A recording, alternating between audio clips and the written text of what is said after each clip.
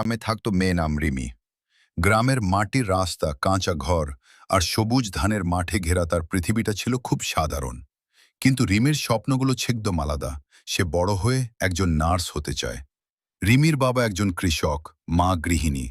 সংসারে টাকা টানাটানি থাকলেও বাবা মা সবসময় বলতেন, মা, পড়াশোনা চালিয়ে যাও, শিক্ষা কখনো বৃথা যায় না।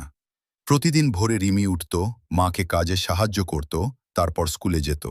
স্কুল থেকে ফিরে আবার পড়াশোনা। মাঝে মাঝে বিদ্যুৎ চলে গেলে কেরোসিনের বাতির আলোয় বই খুলে বসত সে। গ্রামের অনেকেই বলতো, মেয়েদের এত পড়াশোনা করে কি হবে। কিন্তু রিমি চুপচাপ নিজের স্বপ্ন বুকে ধরে রাখত। একদিন তার দাদি অসুস্থ হয়ে পড়লেন। গ্রামের স্বাস্থ্যকেন্দ্রে নিয়ে গেলে একজন নার্স খুব যত্ন করে দাদির সেবা করলেন। সেই দৃশ্য দেখে রিমির মনে আরও দৃঢ় হলো তার ইচ্ছা, সে মানুষের সেবা করবে। সময়ের সাথে সাথে রিমি মাধ্যমিক পরীক্ষায় ভালো ফল করল। পুরো গ্রাম অবাক। যারা আগে কথা বলতো তারাই এখন প্রশংসা করে। বাবা মায়ের চোখে আনন্দের জল। অবশেষে বহু পরিশ্রমের পর রিমি নার্সিং কলেজে ভর্তি হওয়ার সুযোগ পেল। গ্রামের ছোট্ট বাড়ি থেকে বেরিয়ে নতুন জীবনের পথে পা বাড়াল সে।